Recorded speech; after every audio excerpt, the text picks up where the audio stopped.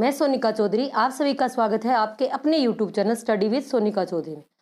आज हम जो एसएसटी की सेकंड यूनिट है मौर्य तथा गुप्त साम्राज्य एवं जो गुप्तोत्तर काल का अध्ययन वन लाइनर के रूप में करेंगे। इससे पहले इसकी जो फर्स्ट यूनिट है सिंधु घाटी सभ्यता वैदिक सभ्यता का वीडियो डाला जा चुका है।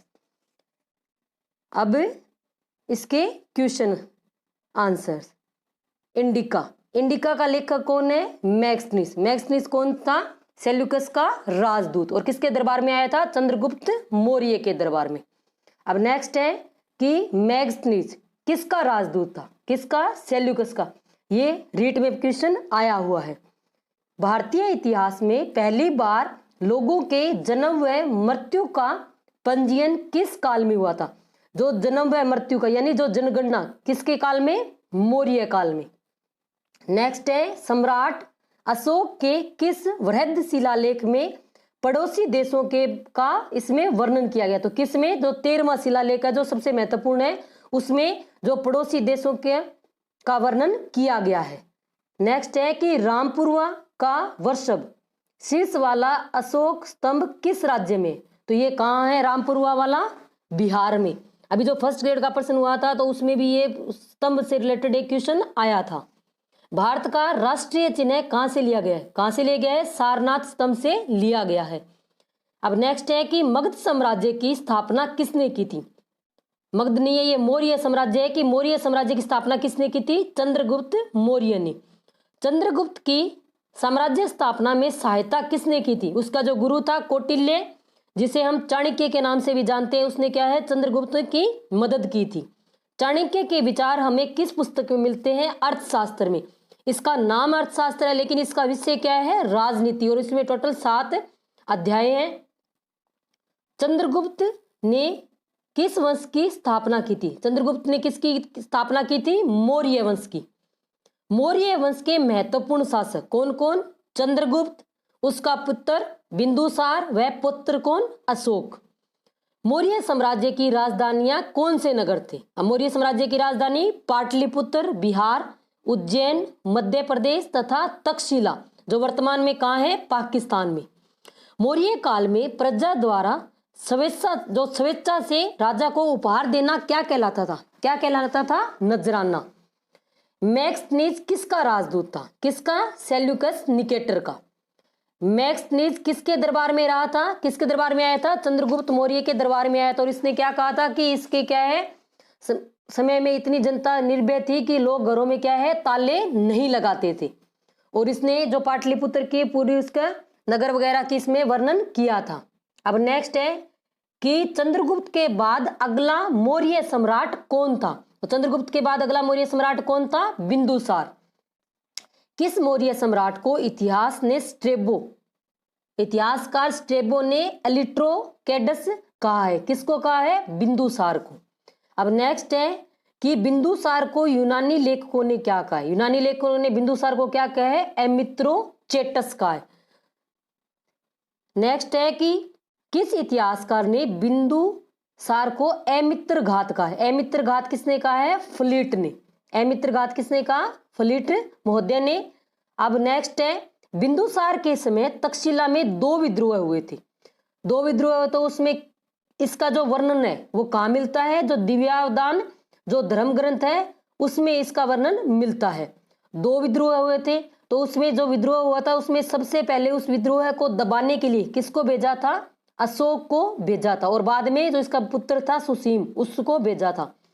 तक्षशिला में कितने विद्रोह हुए थे? 2 विद्रोह हुए थे। किस यूनानी शासक ने बिंदुसार के दरबार में अपना राजदूत भेजा था? किसने भेजा था? एंड्रियोकस प्रथम ने अपना राजदूत भेजा था। अब नेक्स्ट है एंड्रियोकस प्रथम ने बिंदुसार के दरबार में किसे अपना राजदूत बनाया था? किसे? डाइमैक्स को बनाया था। और ये किसका राजदूत था? एंड्रियोकस प्रथम का। अब नेक्स्ट है कि बिंदुसार के समय में किस मिस्र के शासक ने अपने राजदूत को पाटलिपुत्र में भेजा था? यानी मिस्र के शासक ने भी भेजा था। किसने भेजा था? फिलाडेल्फ टोलमी द्वितीय ने। अब नेक्स्ट है कि फिलाडेल्फ ने किसे बिंदुसार के समय पाटलिपुत्र में अपना राजदूत बनाकर भेजा था? किसको भेजा था? डायोनोसियस। किसको भेजा था? डायोनोसियस को भेजा था। बिंदुसार की मृत्यु के बाद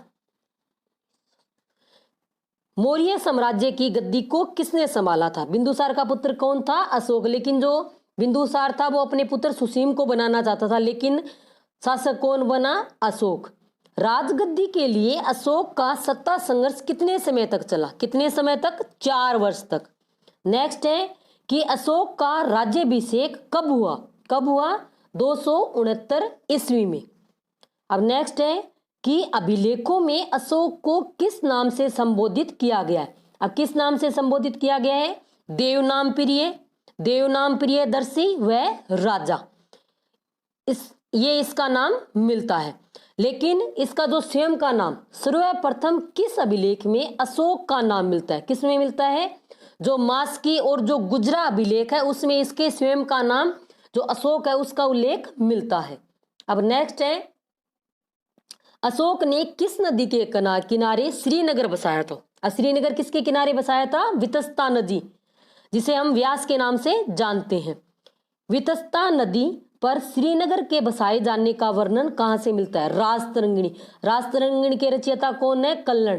तो इसमें, इस बुक में क्या है? जो श्रीनगर का इतिहास है उसका वर्णन इसमें किया गया है। तो इसी से हमें पता चलता है कि अशोक ने कौन सा नगर बसाया था? श्रीनगर। और ये किस नदी के किनारे है? वितस्ता नदी के किनारे। अब नेक्स्ट है, अशोक ने नेपाल में किस नगर की स्थापना की थी? नेपाल में किसकी की थी? ललित पत्तन नगर की स्थापना की थी। अब नेक्स्ट है कि अशोक ने शासन का कौन सा सिद्धांत दिया था? कौन सा दिया था? पितृवत शासन, यानी अपनी प्रजा को से किसकी तरह प्रेम करे? पिता की तरह। तो ये सिद्धांत अशोक ने दिया था। किस अभिलेख में अशोक ने कलिंग पर किए गए आक्रमण का उल्लेख किया है? किसमें? जो हाथी गुफा अभिलेख है उसमें उसके कलिंग पर जो आक्रमण किया था, और उसके बाद इसका क्या है? हृदय परिवर्तन हुआ और इसने बौद्ध धर्म को स्वीकार कर लिया था। नेक्स्ट है, अशोक ने अपने शासन के किस वर्ष पर कलिंग पर आक्रमण किया था? क्वेश्चन आता है तो राज्याभिषेक के तो कब लिखेंगे हम? 8वें वर्ष में। लेकिन जब सन पूछे तो 261 ईस्वी ईसा पूर्व में। अब नेक्स्ट है कि अशोक के आक्रमण के समय कलिंग का शासक कौन था? कलिंग का शासक कौन था? नंदराज। जब अशोक ने कलिंग पर आक्रमण किया था, कलिंग कहाँ है? वर्तमान उड़ीसा में था, तो उसका शासक कौन था? नंदराज। और इसकी जानकारी कैसे, कहां से मिलती है? जो हाथी गुफा अभिलेख में उसमें इसकी जानकारी मिलती है। कलिंग किसके लिए फेमस था? हाथियों के लिए प्रसिद्ध था, इसीलिए अशोक ने वहां आक्रमण किया था। अशोक के आक्रमण के समय कलिंग की राजधानी कौन सा नगर था? यानी कलिंग की राजधानी पूछिए। कलिंग की राजधानी तोसली। कलिंग वर्तमान में कहाँ है? ओडिशा में। कलिंग युद्ध में हुए भीषण नरसंहार से द्रवित होकर अशोक ने किसका त्याग कर धम्मभेरी को धारण किया? किसका? भेरी घोष का। यानी हमें क्या है? युद्ध नहीं करना, उसके के लिए क्या है? हमें धम्म घोष की नीति अपनानी है। अंतिम मौर्य सम्राट कौन था? कौन था? वृहद्रथ। और इसकी हत्या किसने की थी? इसका जो ब्राह्मण जो सेनापति था उसने इसकी हत्या कर दी थी, क्योंकि इन्होंने बौद्ध धर्म अपना लिया था, बाद में अन्य धर्मों को आश्रय समाप्त कर दिया था। अशोक के बाद मौर्य साम्राज्य किसने संभाला? अशोक के बाद उसका पुत्र कौन था? जालोक था, उसने यह शासन संभाला था। और जो अंतिम मौर्य सम्राट वृहद्रथ की हत्या किसने की? किसने की? सेनापति पुष्यमित्र ने इसकी हत्या की थी। नेक्स्ट है कि पुष्यमित्र ने किस साम्राज्य की स्थापना की? पुष्यमित्र ने किसकी की थी? सूम साम्राज्य की। और कब की थी? 184 ईस्वी पूर्व में। नेक्स्ट है, मैक्सनीज के अनुसार पाटलिपुत्र की प्राचीर में कितने बुर्ज और द्वार है? तो 570 तो बुर्ज है और 64 क्या है? द्वार। बुर्ज क्या होते हैं? जैसे ये महल है, इसमें ऐसे छोटे छोटे ये ऐसे बने होते हैं, इसको हम क्या कहते हैं? बुर्ज बोला जाता है। ये कितने हैं पाटलिपुत्र में? कितने थे? 570 और 64 द्वार। नेक्स्ट है, अशोक के लेख किस भाषा में है? तो ये किस में है? प्राकृत भाषा में है। और लिपि इसकी कौन सी है? ब्राह्मी लिपि में। अधिकांश इसके किसके में अभिलेख मिलते हैं? ब्राह्मी लिपि में। नेक्स्ट है कि सम्राट अशोक ने राजा बनने के कितने वर्ष बाद कलिंग जीता? कितने वर्ष बाद? 8 वर्ष। अपने राज्याभिषेक के 8वें वर्ष में। कलिंग किसका प्राचीन नाम है? किसका प्राचीन नाम है? उड़ीसा का। और वर्तमान ये कहाँ है? उड़ीसा में। अशोक ने दूत भेजकर धर्म का प्रचार किन किन देशों में किया? किस किस में? सीरिया, मिस्र, ग्रीस और श्रीलंका। श्रीलंका में तो अपने पुत्र महेंद्र और अपनी पुत्री संघमित्रा को इसने भेजा था। और ये जो ताम्रवर्ती वो जो बंदरगाह है वहां तक ये स्वयं इसको छोड़ने भी गया था। नेक्स्ट है, चीन के सम्राटों ने चीन की दीवार का निर्माण कब शुरू किया था? कब किया था? 2400 वर्ष पहले यह प्रारंभ किया था। अब ये एनसीईआरटी की बुक से ही आ रहे हैं सीधे क्वेश्चन। चीन के सम्राटों ने चीन की दीवार का कब किया था? 2400 वर्ष पूर्व। नेक्स्ट है, चीन की दीवार की लंबाई कितनी है? 6400 किलोमीटर। मौर्य साम्राज्य की शुरुआत कब हुई थी? कब हुई थी? 2300 वर्ष पूर्व मौर्य साम्राज्य की शुरुआत हुई थी। अब नेक्स्ट है, चंद्रगुप्त मौर्य के जीवन की अंतिम घटनाओं का वर्णन किस जैन ग्रंथ में मिलता है? किस में मिलता है? भद्रभाहु चरित्र में किसका उल्लेख मिलता है? चंद्रगुप्त मौर्य के जीवन की अंतिम घटनाओं का। अर्थशास्त्र का रचयिता कौन है? कौटिल्य या चाणक्य? कौटिल्य को अन्य किन नामों से जानता है? इसका मूल नाम था विष्णुगुप्त, लेकिन इसको कौटिल्य और चाणक्य के नाम से भी जानने जाए। और उसकी जो प्रसिद्ध बुक है वो कौन सी है? अर्थशास्त्र। और उसका विषय क्या है? राजनीति। नेक्स्ट है, खरोष्टी। अशोक के अभिलेख की लिपि कौन सी है? अशोक के अभिलेखों की लिपि क्या है? खरोष्टी व ब्राह्मी लिपि। अशोक के अभिलेख किन स्वरूपों में प्राप्त होते हैं? किसमें? शिलालेख, स्तंभ लेख और गुहा लेख में ये प्राप्त होते हैं। किस विद्वान ने नौदलों को नौका संगठन का उल्लेख किया? यानी किस विदेशी विद्वान ने कहा है कि वो यहाँ नौका संगठन है? तो ये इसका उल्लेख किसने किया है? मैक्सनीज ने। नेक्स्ट है, मैक्सनीज के अनुसार नौका प्रमुख को क्या कहा जाता था? नौका का जो प्रमुख यानी जो नाव चलाता था उसको, उसका जो प्रमुख होता है उसको कर्णधार या महासारथ कहा जाता था। नेक्स्ट है, मैक्सनीज के अनुसार नौका संगठन में पतवार संभालने का कार्य कौन करता था? तो कौन करता था? नियामक इसका कार्य करता था। मैक्सनीज के अनुसार जलपोत प्रबंधन के लिए नियुक्त स्वतंत्र अधिकारी क्या कहलाते थे? जो स्वतंत्र अधिकारी थे वो क्या कहलाते थे? दत्तर रश्मि ग्राहक। अब नेक्स्ट है कि किसकी सहायता से चंद्रगुप्त मौर्य ने नंद वंश के अंतिम शासक घनानंद को हराकर मौर्य वंश की स्थापना की? अब इसमें क्वेश्चन क्या है कि नंद वंश का अंतिम शासक कौन? घनानंद। मौर्य साम्राज्य का संस्थापक चंद्रगुप्त मौर्य ने कैसे मौर्य साम्राज्य की स्थापना की थी? विष्णुगुप्त या चाणक्य की सहायता थी। नेक्स्ट है, चंद्रगुप्त मौर्य की चंद्रगुप्त संज्ञा का प्राचीनतम अभिलेख साक्ष्य, यानी इसके जो नाम का उल्लेख अभिलेख का साक्ष्य कौन सा है? रुद्रदामन का जो जूनागढ़ अभिलेख है वो चंद्रगुप्त संज्ञा का प्राचीनतम अभिलेख का साक्ष्य है। चंद्रगुप्त ने कहां पर शुरुआत करके मौर्य साम्राज्य की नींव रखी? कहां रखी थी? मगध में। मगध सर्वाधिक शक्तिशाली महाजनपद था। चंद्रगुप्त ने सिकंदर के किस सेनापति को हराकर अपनी उत्तर पश्चिमी सीमा को ईरान तक विस्तृत किया? किसने? सेल्यूकस ने। नेक्स्ट है, सेल्यूकस कहाँ का शासक था? कहाँ का? मैसिडोनिया का। सेल्यूकस कहाँ का था? मैसिडोनिया का शासक था। और सेल्यूकस और चंद्रगुप्त के जो मध्य युद्ध हुआ कब हुआ था? 305 ईस्वी पूर्व में यह युद्ध हुआ था। और इसी बाद में इसने अपना दूत जो मैक्सनीज है उसको चंद्रगुप्त मौर्य के दरबार में रखा था और अपनी जो पुत्री है हेलेना का विवाह भी चंद्रगुप्त मौर्य के साथ किया था। चंद्रगुप्त ने सेल्यूकस से दहेज के स्वरूप कौन से क्षेत्र प्राप्त किए थे? दहेज में कौन सा दिया था? एरिया, अराकोसिया, जेड्रोसिया व पेमिस डाई। ये जो अफगानिस्तान वाले एरिया है, कंधार वाले, वो ये एरिया है। इसके इंग्लिश नाम है ये कौन कौन सा? एरिया, अराकोसिया, जेड्रोसिया और पेमिस डाई। अब नेक्स्ट है, प्लूटारक के अनुसार संधि की शर्त के अनुसार चंद्रगुप्त ने सेल्यूकस को उपहार में क्या दिया। अब सेल्यूकस ने तो दहेज में ये क्षेत्र दे दिए और इसने इसको क्या दिए थे, 500 हाथी दिए थे। किसको, सेल्यूकस को। मैक्सनिस किसका राजदूत था, सेल्यूकस का। नेक्स्ट है, चंद्रगुप्त के दक्षिण विजय की जानकारी किन तमिल ग्रंथों से मिलती है। अब तमिल ग्रंथ कौन कौन से हैं, एनामूर व मुरनानूर से इसकी जानकारी मिलती है कि चंद्रगुप्त ने दक्षिण भारत पर क्या है, विजय प्राप्त की थी। चंद्रगुप्त मौर्य ने किन जैन मुनि से दीक्षा ली थी, किससे ली थी, भद्रभाव से इन्होंने दीक्षा ली थी। पीछे जो रीट रद्द हुई उसमें ये वाला प्रश्न था कि जैन ये धर्म का है या बौद्ध धर्म का। अब नेक्स्ट है कि चंद्रगुप्त मौर्य ने किस स्थान पर उपवास द्वारा शरीर का त्याग किया था। तो कहाँ किया था, जो श्रवण बेलगोला स्थान है, कहाँ है ये, मैसूर कर्नाटक में। कब किया था, 298 ईस्वी पूर्व, चंद्रगिरी पहाड़ी पर। इसमें क्या करते हैं, जो इसमें भूखे रहते हैं फिर बाद में क्या है, मृत्यु हो जाती है।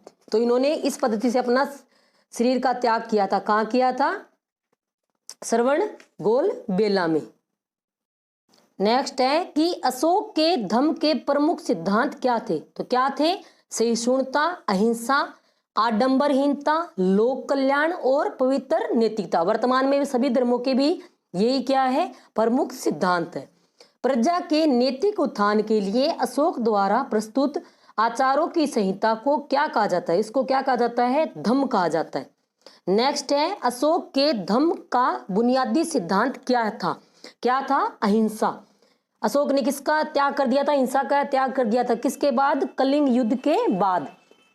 नेक्स्ट है कि अशोक के समय बौद्ध धर्म की कौन सी संगोष्ठी यानी कौन सी संगति का आयोजन किया गया था, तीसरी। और ये कहाँ हुई थी, इसका आयोजन पाटलिपुत्र में किया गया था। तो इसका और अध्यक्ष कौन था, इसका अध्यक्ष तीस था। अब नेक्स्ट है कि मौर्य साम्राज्य की जो प्रशासन की जानकारी किन ग्रंथों से मिलती है। मौर्य प्रशासन की जानकारी कहाँ से मिलती है, इंडिका और अर्थशास्त्र से।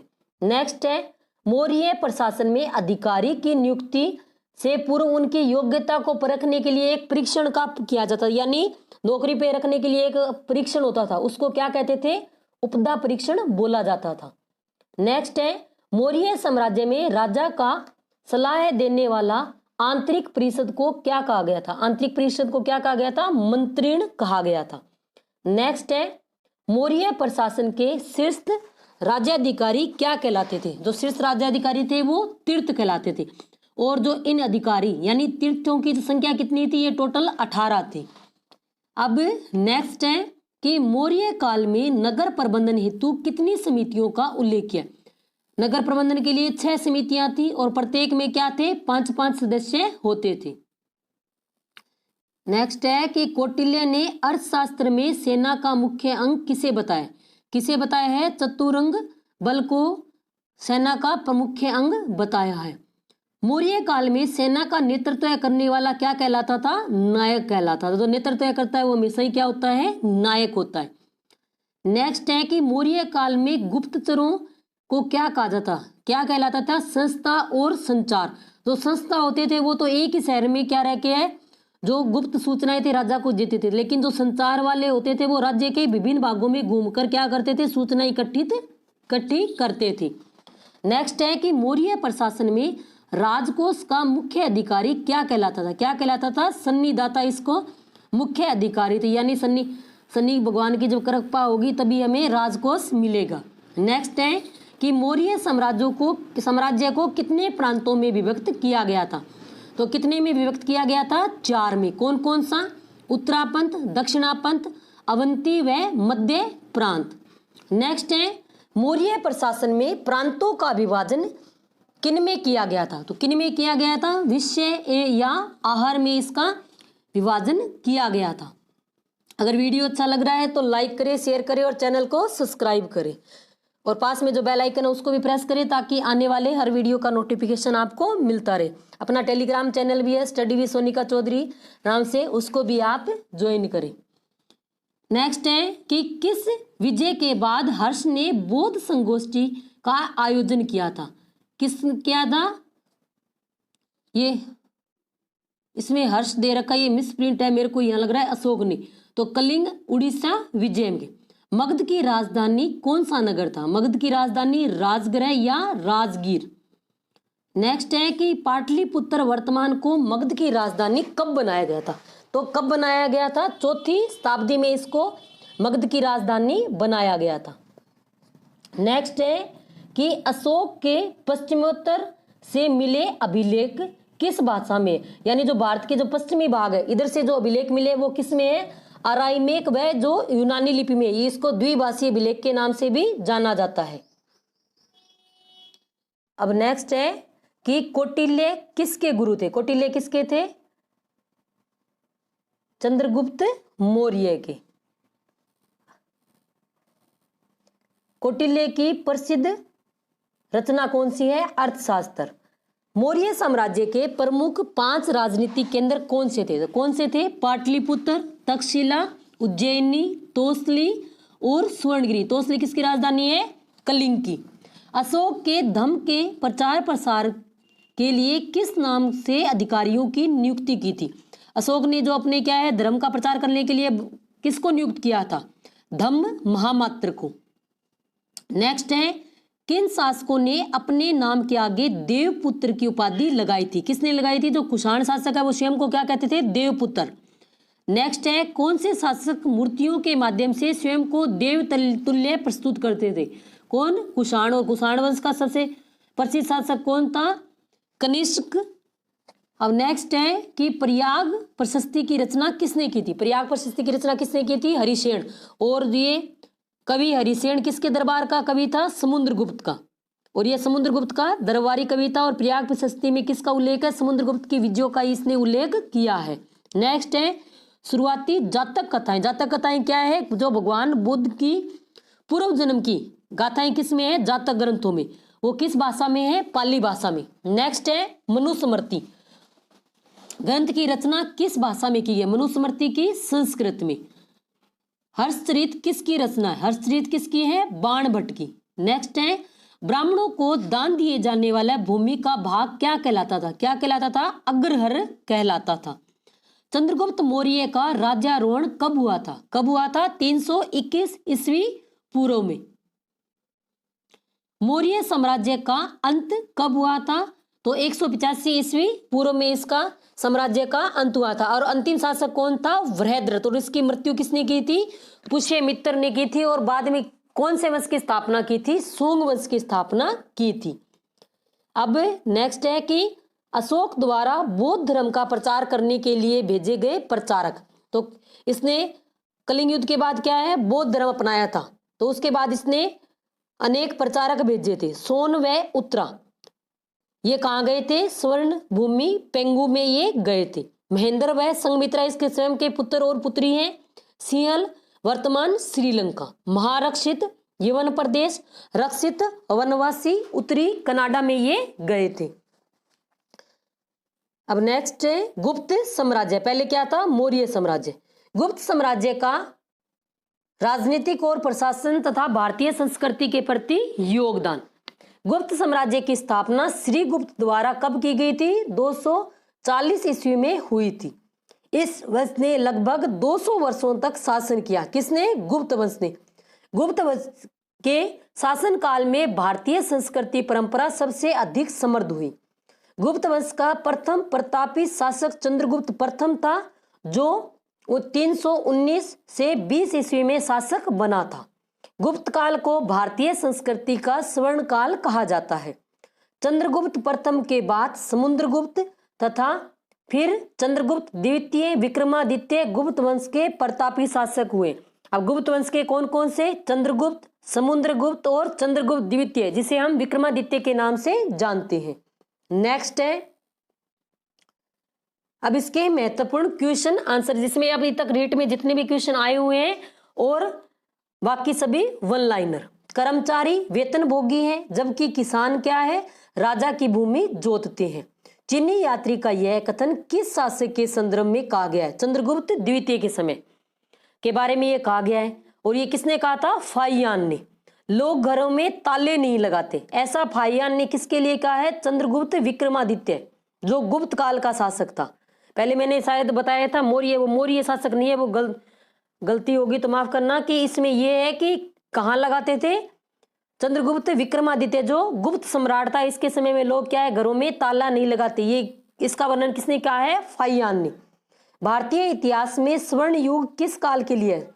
जो गुप्त काल है वो भारतीय इतिहास का स्वर्ण युग माना जाता है। गुप्त काल में सुदूर पश्चिम में प्रसिद्ध व्यापारिक केंद्र, पश्चिम में जैसे भारत का ये एरिया है तो पश्चिम में यहाँ कौन सा था? पैठन। नेक्स्ट है, कौन चंद्रगुप्त द्वितीय की राजसभा में नवरत्न नहीं था? उसकी दरबार में 9 नवरत्न थे, कालिदास भी था, भर्तृहरि, ये तो कौन नहीं था? फाहियान नहीं था। ये रीट में प्रश्न आया हुआ है। समुद्रगुप्त के बारे में किस अभिलेख से जानकारी मिलती है? इलाहाबाद, जिसके में अशोक स्तंभ से, यानी जो प्रयाग प्रशस्ति है जिसे हम इलाहाबाद अभिलेख भी के नाम से भी जानते हैं, इसमें किसकी जानकारी मिलती है? समुद्रगुप्त की। और इसमें किस किस का अभिलेख है? समुद्रगुप्त का भी, अशोक का भी अभिलेख इसमें छपा हुआ है साथ में। प्रशस्ति किस भाषा का शब्द है? प्रशस्ति किसको कहते हैं? संस्कृत भाषा का यह शब्द है। किस शासक को सिक्कों पर वीणा बजाते दिखाया है? किसको? समुद्रगुप्त को। नेक्स्ट है, चंद्रगुप्त द्वितीय द्वारा विक्रमी संवत की शुरुआत कब की गई थी? कब की गई थी? 58 ईस्वी में, ईसा पूर्व में इसकी स्थापना की गई थी, 58-57 में। समुद्रगुप्त की माता का नाम क्या था? क्या था? लिच्छवीगढ़ की कुमार देवी थी। और उन्होंने अपने इन संबंधों को इतना महत्व दिया था कि समुद्रगुप्त स्वयं को क्या कहता था? लिच्छवी दोहितर कहता था। और इस समुद्रगुप्त की, और जो इसका पिता था चंद्रगुप्त, उसने क्या है, अपनी जो सिक्के थे उसमें इस रानी का, कुमार देवी का नाम भी क्या है, अंकित करवाया था। नेक्स्ट है कि समुद्रगुप्त के पिता का क्या नाम था? समुद्रगुप्त के पिता का क्या नाम था? चंद्रगुप्त। अब नेक्स्ट है, कवि कालिदास व खगोल शास्त्री आर्यभट्ट किसके दरबार में थे? ये किसके दरबार में थे? समुद्रगुप्त के दरबार में। कवि बाणभट्ट किसका दरबारी कवि था? हर्षवर्धन का। और उसने किसकी रचना की थी?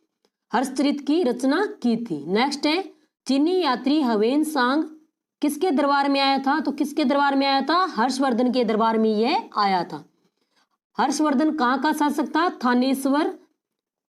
थानेश्वर का शासक था। और वर्तमान ये कहाँ है? हरियाणा में। पल्लवों की राजधानी कौन सा नगर था? पल्लव कहाँ थे? कांचीपुर के। ऐसे याद करना है, इनकी राजधानी पल्लव, कांची के। पल्लवों का शासक किस नदी के किनारे था? किस नदी के किनारे? कावेरी नदी के कारण। नेक्स्ट है कि चालुक्यों की राजधानी कौन सा नगर था? चालुक्यों की राजधानी एहोल। और एहोल अभिलेख भी मिलता है जिसका रचयिता कौन है? रवि कीर्ति। पल्लवों का शासन किस नदी के आसपास था? तो किस नदी के पास आसपास था? कृष्णा व तुंगभद्रा नदी के बीच में यह स्थित था। पल्लवों का था कावेरी। इसमें ये लाइन इसमें सही नहीं आ रखी।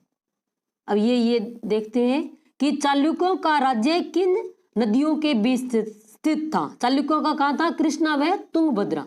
रवि कीर्ति किसके दरबार में था? पुलकेशिन द्वितीय। और इसने क्या लिखा था? एहोल अभिलेख का यह रचयिता था। इसी में किस बात का उल्लेख है कि जो हर्षवर्धन ने क्या है, नर्मदा नदी के तट पर आक्रमण किया था। किस पर? पुलकेशिन द्वितीय पर। और वह क्या हुआ था? पूरा पराजित हुआ था। लेकिन हर्षवर्धन स्वयं की विजय का वर्णन करता है और पुलकेशिन द्वितीय स्वयं की। और इसका उल्लेख कहाँ मिलता है? एहोल अभिलेख में। और इसके रचयिता कौन है? रवि कीर्ति। नाटकों के, कालिदास के नाटकों के अनुसार तत्कालीन जन भाषा किस, जो जनसाधारण थे वो किस भाषा का प्रयोग करते थे? प्राकृत भाषा का। नेक्स्ट है कि कालिदास के अनुसार उस काल में राजा या अधिकांश ब्राह्मण किस भाषा का प्रयोग करते? जो ब्राह्मण वगैरह थे वो तो करते थे संस्कृत भाषा का, लेकिन जो आम जन थे वो किस भाषा का प्रयोग करते थे? प्राकृत भाषा का प्रयोग करते थे। अब नेक्स्ट है कि जो विक्रमादित्य, चंद्रगुप्त विक्रमादित्य के दरबार में 9 रत्न थे। कौन कौन से? महाकवि कालिदास, धन्वंतरी, शपणक, अमर सिंह, शंकु, बेताल भट्ट, घटक करपन, बराह मीर और वररुचि। ये कितने थे? टोटल 9 थे। किसके दरबार में? चंद्रगुप्त विक्रमादित्य के। नेक्स्ट है, गुप्त साम्राज्य की स्थापना किसने की थी? किसने की थी? श्रीगुप्त ने। कब की थी? 240 ईस्वी में। पूना ताम्रपत्र अभिलेख में श्रीगुप्त का उल्लेख किस रूप में हुआ है? इसको जो श्रीगुप्त को क्या कहा गया है ताम्रपत्र अभिलेख में? गुप्त वंश के आदिराज में, यानी कि गुप्त वंश की स्थापना किसने की है? इसी ने। अब ये है कि श्रीगुप्त ने किस उपाधि को धारण किया था? अब महाराज की उपाधि किसकी थी? श्रीगुप्त की। अब श्रीगुप्त के बाद उसका उत्तराधिकारी कौन बना? घटोत्कच। नेक्स्ट है कि किस अभिलेख में घटोत्कच को गुप्त वंश का प्रथम राजा बताया गया? पहले कैसे कहते हैं कि ये गुप्त क्या थे? सामंत थे, लेकिन अब ये क्या है? प्रथम जो शासक किसको माना है? घटोत्कच को। तो किस में है ये? प्रभावती गुप्ता का जो पूना अभिलेख है, और रिद्धपुर ताम्रपत्र अभिलेख में इसको क्या है? गुप्त वंश का प्रथम राजा माना है। नेक्स्ट है गुप्त वंश में महाराजा धिराज की उपाधि धारण करने वाला पहला शासक कौन था? तो महाराजा धिराज की उपाधि किसकी थी? चंद्रगुप्त प्रथम की। महाराज की उपाधि किसकी? घटोत्कच की। यह प्रश्न हिस्ट्री के नेट के पेपर में पूछा हुआ है कि महाराजा धिराज की उपाधि किसकी थी? चंद्रगुप्त मौर्य की। क्वेश्चन इधर से नेट वाले यहाँ आ जाएंगे और यहाँ वाले प्रश्न इधर से इधर ये घूमते रहते हैं। गुप्त संवत चलाने वाले गुप्त शासक कौन थे? चंद्रगुप्त प्रथम। कब किया था? 319 से 20 ईस्वी। और विक्रम संवत और इन संवतों के जैसे अंतर भी कई बार पूछा जाता है। चंद्रगुप्त प्रथम की पत्नी कौन थी? कौन थी? कुमार देवी। प्रसिद्ध कवि हरिसेन किसका दरबारी कवि था? हरिसेन किसका दरबारी कवि था? समुद्रगुप्त का, जिसने क्या लिखी थी? प्रयाग प्रशस्ति। कवि हरिसेन ने किस प्रशस्ति से समुद्रगुप्त की विजयों का उल्लेख किया है? किसका? जो प्रयाग प्रशस्ति है। अश्वमेध यज्ञ का आयोजन करने वाले प्रथम गुप्त शासक कौन थे? समुद्रगुप्त। कि कौन से शासक प्रथम थे? समुद्रगुप्त। नेक्स्ट है समुद्रगुप्त के सिक्कों पर कौन सा वाक्य उत्कीर्ण था? कौन सा? अश्वमेध पराक्रम, यानी इसने क्या है? अश्वमेध यज्ञ का आयोजन किया था। नेक्स्ट है कि श्रवण बेलगोला स्थित बाहुबली की महान प्रतिमा का निर्माण किस काल में हुआ था? तो किस काल में हुआ? जो गंग राजवंश है उसके काल में इसका निर्माण हुआ था। किसकी? बाहुबली की। रीट ये 2015 में क्वेश्चन आया हुआ है। किस चोल शासक ने पल्लवों को हराकर कांची पर अधिकार किया था? किसने? आदित्य प्रथम ने। अब नेक्स्ट है कि दक्षिण भारत के किस राजवंश ने राष्ट्र को राष्ट्र कोटुम ग्राम में विभाजित किया था? तो किसने किया था? जो ये पल्लव थे इन्होंने इनके जो राज्य कैसे में विभाजित था? राज्य को राष्ट्र, कोटुम और ग्राम में विभाजित किया था। किसने? पल्लवों ने। किस राजवंश के समय कन्हेरी विश्वविद्यालय प्रसिद्ध था? कन्हेरी विश्वविद्यालय किसके समय? राष्ट्रकूटों के समय। महाबलीपुरम के प्रसिद्ध मंदिर किस शासन के अंतर्गत बने? किसके? पल्लव के। नेक्स्ट है पुष्यभूति वंश की स्थापना कहाँ पर की गई? कहाँ की गई? थानेश्वर, हरियाणा में। नेक्स्ट है हर्षवर्धन थानेश्वर का शासक कब बना? कब बना था? 606 ईस्वी में। हर्षवर्धन ने अपनी राजधानी किसे बनाया? कन्नौज को। पुष्यभूति वंश का सबसे अधिक प्रतापी शासक कौन था? तो कौन सा? हर्षवर्धन। हर्षवर्धन किस वंश का था? पुष्यभूति वंश का। इसका भाई था राज्यवर्धन, उसकी हत्या कर दी थी, उसके बाद ये शासक बना था। हर्षवर्धन की पंच भारत की विजयों का उल्लेख किसने किया है? ह्वेन-सांग ने। पंच भारत में जैसे 5 ये स्थानों के भी नाम इसमें है कि किस शासन से युद्ध में हर्षवर्धन को पराजय का सामना करना पड़ा? किससे? पुलकेशिन द्वितीय से। और इसका वर्णन कहाँ मिलता है? ऐहोल अभिलेख में मिलता है, और ये इसका रचयिता कौन है? रवि कीर्ति। नेक्स्ट है ऐहोल प्रशस्ति में किसके मध्य युद्ध का उल्लेख मिलता है? पुलकेशिन व हर्षवर्धन। चीनी लेखक मा तवांग लीन हर्ष को कहाँ का शासक बताता है? कहाँ का? मगध का। नेक्स्ट है कलिंग किस विजय के बाद हर्ष ने बौद्ध संगोष्ठी का आयोजन किया था? किस विजय के बाद? कलिंग जो उड़ीसा की विजय थी उसके बाद इसने क्या है? इसका हृदय परिवर्तन हो गया। इसके बाद इसने बौद्ध संगति, कौन सी बौद्ध संगति का? तीसरी का। नेपाल के किस शासक ने के नाम के से संवत चलाए जाने की पुष्टि मिलती है? तो नेपाल का जो कौन सा शासक है जिसने अपने नाम के वो चलाए थे? हर्ष। नेपाल में कौन की जो भारतीय शासक ने संवत चलाया था? हर्ष ने वहां ये संवत चलाया था। नेक्स्ट है हर्ष के साम्राज्य संगठन का आधार क्या था? सामंती व्यवस्था। नेक्स्ट क्वेश्चन है, ये इंपॉर्टेंट भी है कि अशोक ने कन्नौज सभा का आयोजन कब किया था? 643 ईस्वी में किया था। एक तो इसने कन्नौज सभा का आयोजन किया था और उसके बाद ने इसने हर्ष ने मोक्ष परिषद नाम सभा का आयोजन किया। कहाँ किया था? प्रयाग में। कब की थी? 643 में। और यह कौन सी थी? 6 नंबर की थी। 6 5 30, तो यानी 30 वर्ष का तो इसका शासन कार्य हो गया था उस समय। और यह क्या है 75 दिन चली थी। और यह प्रत्येक कितने दिन कितने वर्ष बाद आयोजित होती थी, 5 वर्ष। इसमें क्या था कि ये देखो क्वेश्चन की 75 दिन तक चली। अब प्रयाग पर जो मोक्ष परिषद कितने दिन तक चली थी, 75 दिन तक। और अवेंसांग के अनुसार हर्ष ने कितने समय में कोष का दान कर दिया, यानी 5 वर्ष तक जिसने जो अपना कोष यानी जितना राजकोष इसका पर्सनल था वो उसका सबका दान कर दिया। और बाद में अपनी बहन राजेश्री से उसने कपड़े भीख में लेके जैसे मांग के उससे कपड़े पहने थे। अब नेक्स्ट है, प्राचीन भारत के किस शासक को धर्म व ज्ञान का महान संरक्षक कहा गया? किसको? हर्षवर्धन को। हर्ष का सेनापति कौन था? हर्ष का सेनापति कौन था? सिंहमित्र। हर्ष का सेनापति कौन? सिंहमित्र। नेक्स्ट है, किस प्रशस्ति में समुद्रगुप्त को कविराज गायन व संगीत दक्षता में गुरु तंबुरु व नारद को लज्जित करने वाला बताया? किसमें बताया है? जो प्रयाग प्रशस्ति में इसको ये बताया कि ये कविराज है, गायन और संगीत में भी क्या है? दक्ष है। नेक्स्ट है, किस अभिलेख में समुद्रगुप्त को पराक्रम तथा विजय का स्रोत बताया? किसमें बताया है? एरण अभिलेख में। नेक्स्ट है कि समुद्रगुप्त ने अपने आर्यवर्त और गंगा यमुना दोआ पर सैनिक अभियानों में कितने शासकों को पराजित किया था? जो आर्यवर्त के कितने शासकों को? 9 को। और दक्षिणी भारत के कितने शासकों को? 12 शासकों को। नेक्स्ट है, समुद्रगुप्त ने मध्य भारत में किन शासकों को परास्त कर अपना भृत्य यानी दास बनाया था? किसको? आटविकों को इसने अपना दास बनाया था। नेक्स्ट है, उत्तर पूर्व भारत के किन राज्यों ने समुद्रगुप्त की अधीनता स्वीकार कर ली थी? किसने स्वीकार की थी? समतट, डबाक, कामरूप, नेपाल व कर्तपुर, इन्होंने इसकी अधीनता स्वीकार कर ली थी। नेक्स्ट है कि पश्चिमी भारत के कितने राजतंत्रों व गणतंत्रों ने समुद्रगुप्त के भय से उसकी अधीनता स्वीकार कर ली? कितने ने? 9 ने। पश्चिमी भारत के 9 जो राज्य थे।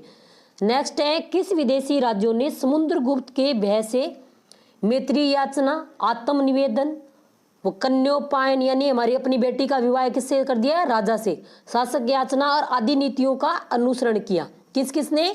देवपुत्र, शाही शाहनुशाही, संघ मरुड और सिंहल ने। नेक्स्ट है, किस शासक को भारत का नेपोलियन कहा जाता है? किसको कहा जाता है? समुद्रगुप्त को। समुद्रगुप्त को भारत का नेपोलियन किसने कहा था? स्मिथ ने।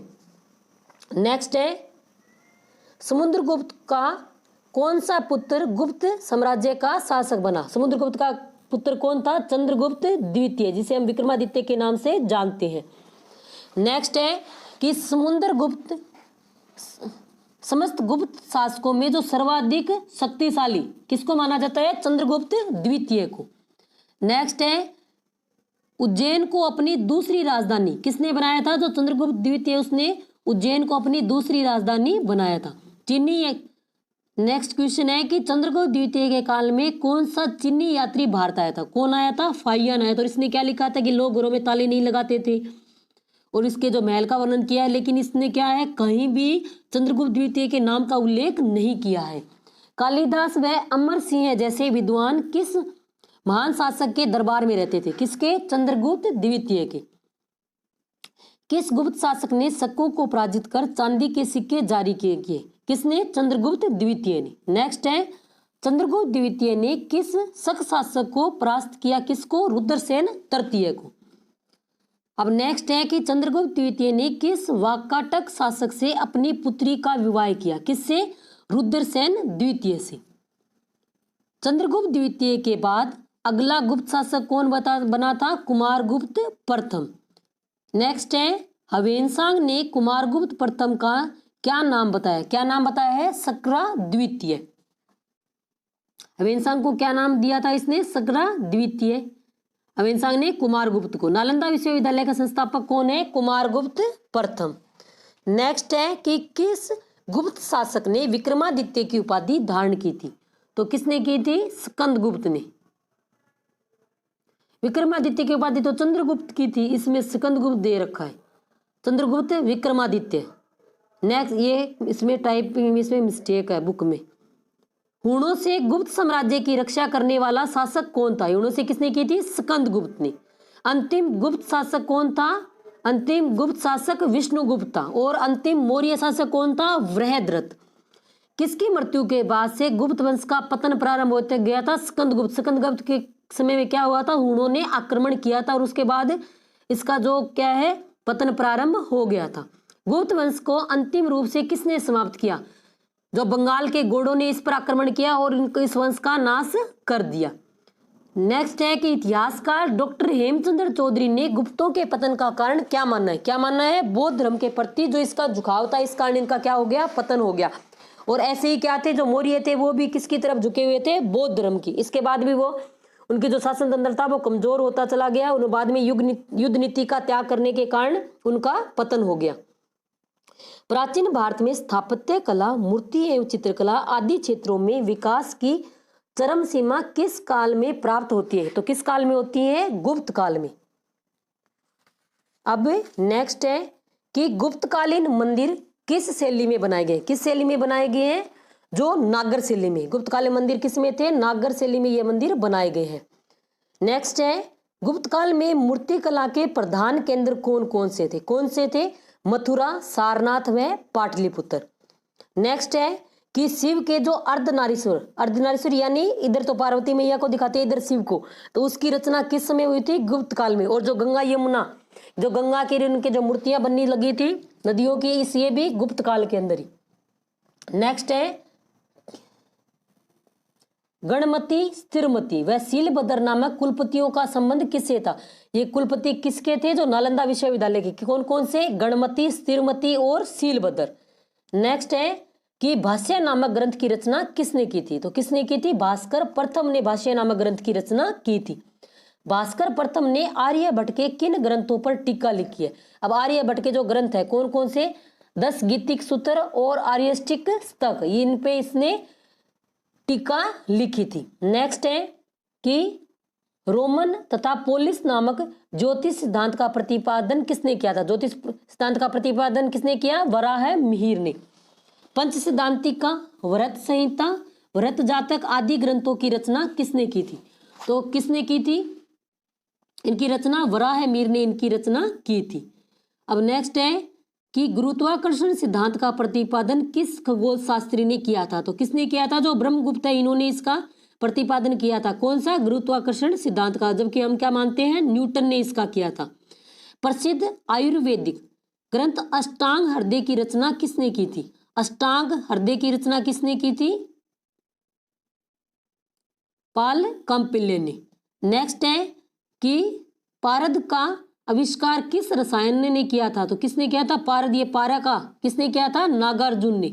नेक्स्ट है कि लौह स्तंभ कहाँ पर स्थित है? लौह स्तंभ कहाँ है? मेहरौली, दिल्ली में। अमर सिंह द्वारा रचित अमर कोश में कितने प्रकार के भूमि का उल्लेख है? तो कितने प्रकार की भूमि का उल्लेख है? 12 प्रकार की भूमि का इसमें उल्लेख मिलता है। गुप्तकालीन अभिलेखों में सिक्कों को क्या कहा गया है? दिनार कहा गया है। सिक्कों को क्या कहा गया है? दिनार। अब आप सभी के लिए क्वेश्चन है कि मौर्य व गुप्त साम्राज्य के जो अंतिम शासक था उसका नाम आप कमेंट बॉक्स में जरूर बताएं। अगर वीडियो अच्छा लग रहा है तो लाइक करें, शेयर करें और चैनल को सब्सक्राइब करें। और जो पास में बेल आइकन है उसको भी प्रेस करें ताकि आने वाले हर वीडियो का नोटिफिकेशन आपको मिलता रहे। किस गुप्त शासक ने सर्वाधिक सिक्के चलाए? किसने चलाए थे? कुमारगुप्त प्रथम ने। गुप्त सम्राटों में सर्वप्रथम सिक्कों का प्रचलन किसने किया था? चंद्रगुप्त प्रथम ने ये सिक्के चलाए थे। फाहियान के अनुसार गुप्त काल में आम जनता दैनिक जीवन की विनिमय किस प्रकार करती थी? यानी जो दैनिक आम वस्तुओं का आदान प्रदान किससे करते थे? आदान प्रदान कोडियों से होता था, यानी कोडियों के माध्यम से हम कोई वस्तु खरीद सकते थे। गुप्त काल की वस्त्र कला का वर्णन, वस्त्र कला का वर्णन कहाँ मिलता है? अमरकोश में। अमरकोश के रचयिता कौन है? अमर सिंह है। नेक्स्ट है किस स्थान से गुप्तकालीन हाथी दांत से बनी 2 मोहरें मिली है? 2 मोहरें कहां से मिली है? भीत, प्रयागराज से। गुप्त काल में चीन का रेशम किस नाम से प्रसिद्ध था? किस नाम से? चिन्ना सुंग के नाम से यह प्रसिद्ध था। गुप्त काल में शिल्पी, उद्यमी एवं व्यापारियों के संगठन क्या कहलाते थे? श्रेणी, निगम और गण ये कहलाते थे। नेक्स्ट है कि गुप्त काल में व्यापारियों का संगठन का समूह है, क्या कहलाता था? निगम। और निगम का प्रधान क्या कहलाता था? श्रेष्ठी। और जो भ्रमणशील व्यापारी होते थे उनको क्या कहा जाता था? सार्थ कहा जाता था। तो एक जगह से दूसरी जगह जाके वस्तुएं बेचते थे। गुप्त काल का व्यापारिक दृष्टि से सर्वाधिक महत्वपूर्ण स्थान नगर कौन सा था? उज्जैन, यानी उज्जैन व्यापारिक केंद्र था। नेक्स्ट है कि गुप्त काल में पूर्वी भारत में होने वाले सामुद्रिक व्यापार का सबसे बड़ा केंद्र कौन सा बंदरगाह है? कौन सा था? ताम्रलिप्ति। नेक्स्ट है गुप्त काल में राजा को भूमि उत्पादन से 1/6 भाग कर के रूप में लिया जाता था। यह इसको क्या कहता था? इसका नाम ही क्या था? भाग नाम था इसका। भूमि कर को क्या कहते थे? इसको भाग कहा जाता। अब नेक्स्ट है कि प्रतिदिन शासक को फल फूल सब्जियों के रूप में दिए जाने वाला कर क्या कहलाता था? इसको हम क्या कहते थे? भोग कहते थे। यानी प्रतिदिन हम ईश्वर को क्या है? भोग लगा रहे हैं। नेक्स्ट है गुप्त काल में उपरिक व उद्रक किस प्रकार का कर था? तो ये क्या था? ये भूमि कर थे। नेक्स्ट है किस काल को भारत का स्वर्ण काल कहा जाता है? किसको? गुप्त काल को। चीनी यात्री फाहियान किसके समय आया था? चंद्रगुप्त के समय में। कब आया था? 399 ईस्वी से 414 ईस्वी तक ये यहाँ रहा था, लगभग 15 वर्ष तक। फाहियान ने अपनी यात्रा के दौरान किस नगर का सर्वाधिक संपन्न बताया था? किसको बताया था? पाटलिपुत्र, क्योंकि उस समय पाटलिपुत्री क्या थी? इसकी राजधानी थी। नेक्स्ट है हर्ष का विदेश व युद्ध मंत्री कौन था? तो कौन था? अवंती। अवंती जो था वो इसका युद्ध व विदेश मंत्री था। हर्ष के प्रशासन में उच्च प्रशासकीय सेवा में नियुक्त अधिकारी को क्या कहा जाता था? कुमार मत्य कहा जाता था। हर्ष की प्रशासन प्रणाली को किस व्यवस्था का अग्रगामी कहा जाता है? किसको? सामंत प्रणाली को। अब नेक्स्ट है हर्ष के साधारण सैनिकों को क्या कहा जाता था? साधारण सैनिकों को क्या जाता था? जो पुलिस विभाग में होते उनको चाट व बाट बोला जाता था। हर्ष की घुड़सेना के अधिकारी क्या कहलाते थे? बृहदेश्वर कहलाते थे। और उसकी जो पैदल सेना के अधिकारी क्या कहलाते थे? बलाधिकृत कहलाते थे। हर्ष की सेना का मुख्य सेना का अधिकारी क्या कहलाएगा? महासेनापति।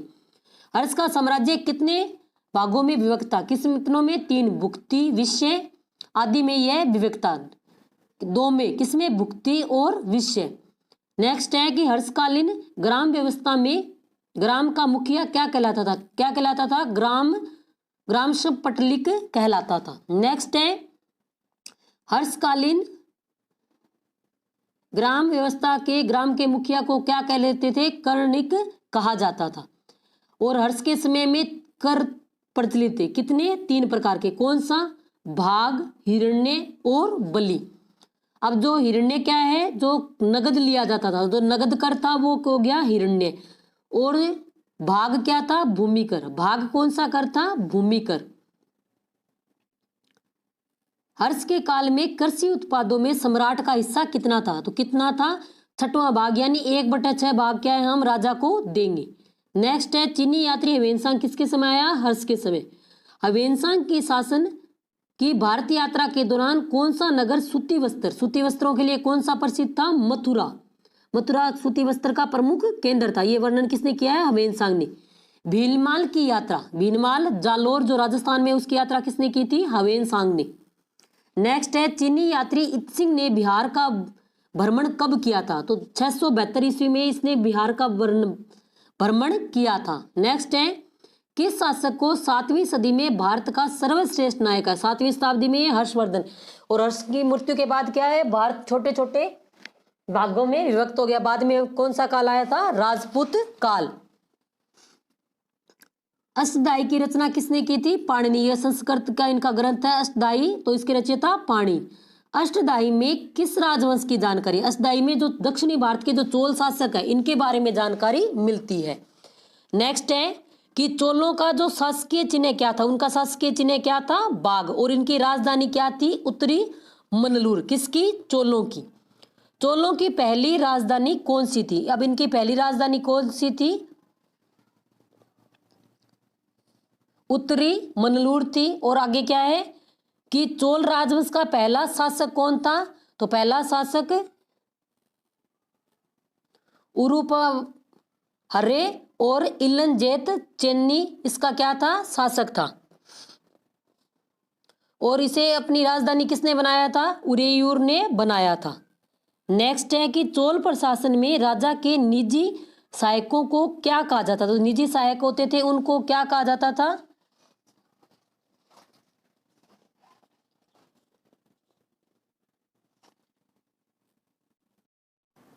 नेक्स्ट है कि भारतीय इतिहास लेखन की पहली प्रमाणिक पुस्तक कौन सी है, तो पहली प्रमाणिक पुस्तक कौन सी मानी जाती है, राजतरंगिणी। और किसकी है, कल्लण की। और ये किस भाषा में लिखी गई है, संस्कृत भाषा में लिखी गई है। राजतरंगिणी का शाब्दिक अर्थ क्या है कि राजाओं की नदी। नेक्स्ट है मध्य युग का प्रथम हिंदू साम्राज्य किसे कहा गया, विजयनगर। जब ये बाबर आया था, भारत पे आक्रमण किया था, तो इसने विजयनगर का भी वर्णन अपनी जो तुजुके बाबरी में इसने किया था। विजयनगर किस नदी के किनारे, किस नदी के, तुंगभद्रा नदी के किनारे यह स्थित है। नेक्स्ट है कि किस फारसी यात्री ने विजयनगर को दुनिया के सबसे भव्य शहरों में एक बताया, किसने, अब्दुल रज्जाक ने। नेक्स्ट है कि विजयनगर की स्थापना किसने की थी, किसने की थी, हरिहर व बुक्का ने की थी। कब की थी, 1336 में। पहले तो हरिहर इसका शासक बना था, बाद में जब इसकी मृत्यु के बाद बुक्का इसका शासक बना था। नेक्स्ट है किस संत ने हरिहर व बुक्का को पुनः हिंदू धर्म में दीक्षित किया था, तो किसने किया था, विद्याधरण ने इसमें दीक्षित किया था। हरिहर व बुक्का ने किस राजवंश की स्थापना की थी, किसकी, संगम की। नेक्स्ट है कि संगम वंश का प्रथम शासक कौन था, हरिहर प्रथम। हरिहर का उत्तराधिकारी कौन था, हरिहर का उत्तराधिकारी कौन बना, बुक्का। जो बुक्का और हरिहर दोनों ने स्थापना की थी, पहले तो हरिहर शासक बन गया, बाद में इसका शासक कौन बना, बुक्का। किस संगम शासक ने तुंगभद्रा नदी पर बांध बनाकर नहरें निकाली, किसने, देवराय प्रथम ने। नेक्स्ट है कि देवराय प्रथम ने शासन काल में कौन सा इटली का यात्री विजयनगर की यात्रा पर आया था, कौन आया था, निकोलो कोंटी आया था। किस संगम शासक को इमाडी देवराय व गजबेटकर कहा जाता है, किसको कहा जाता है, देवराय द्वितीय को। देवराय द्वितीय ने कौन सा संस्कृत ग्रंथ लिखा था, कौन सा लिखा था, महानाटक सुधा निधि लिखा था। नेक्स्ट है कि किस संगम शासक को प्रौढ़ देवराय कहा जाता है, किसको कहा जाता है, मल्लिकार्जुन को कहा जाता है। संगम वंश का अंतिम शासक कौन, विरूपाक्ष द्वितीय। प्रथम हरिहर व बुक्का। अब इसके बाद कौन सा वंश आया था, सालू वंश। सालू वंश की स्थापना किसने की थी, नरसिंह सालू ने इसकी स्थापना की थी। तुलु वंश की स्थापना किसने की थी, वीर नरसिंह ने इसकी स्थापना की थी। अब नेक्स्ट है